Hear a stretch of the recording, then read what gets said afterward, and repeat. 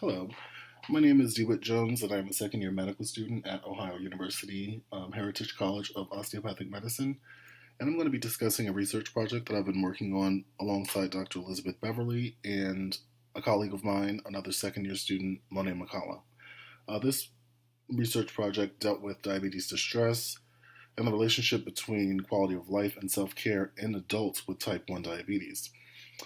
Just a little background. In southeastern Appalachian, Ohio, the prevalence of diabetes is 19.9%, which is more than double than that of the national average, which is 9.4%.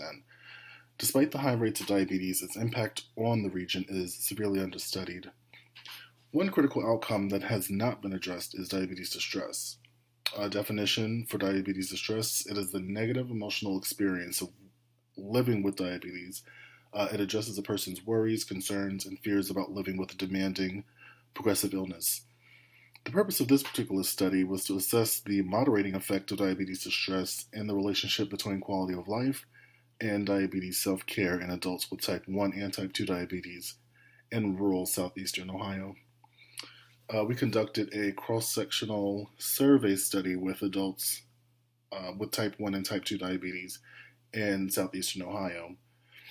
Surveys were distributed electronically in Qualtrics and via mailed packets to adults with type 1 and type 2 diabetes. All the participants were aged 18 and over and able to read and speak English, and they also all lived in the southeastern Ohio region. Participants completed the following measures: type 1 and type 2 diabetes distress scale, patient health questionnaire 9, diabetes quality of life scale, and self-care inventory R. Some of the results, we surveyed a total of 325 adults. 62% were female, 86.5% were white, 59.7% had type 2 diabetes. What we found was that the mean scores between diabetes distress and depressive symptoms did not differ. However, participants with type 2 diabetes reported lower quality of life compared to participants with type 1 diabetes. The conclusion in the present study, only type 1 diabetes distress moderated the relationship between quality of life and diabetes self-care. Also, adults with type 1 diabetes in rural southeastern Ohio may require additional support and resources to negate the negative effects of diabetes distress on quality of life and diabetes self-care.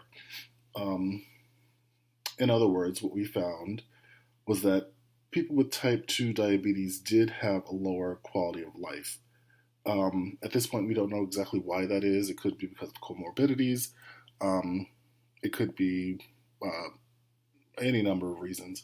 But with this study, we did find that both adults with type 1 diabetes and type 2 diabetes performed the same amount of self-care.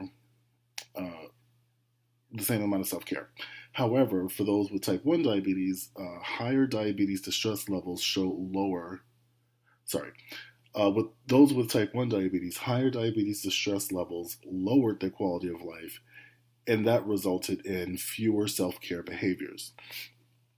I guess another way of putting it, diabetes distress had an effect on quality of life and self-care only in adults with type 1 diabetes, not type 2 diabetes.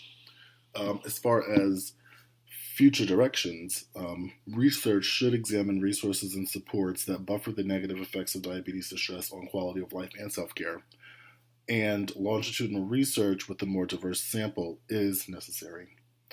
Thank you very much for listening to this presentation.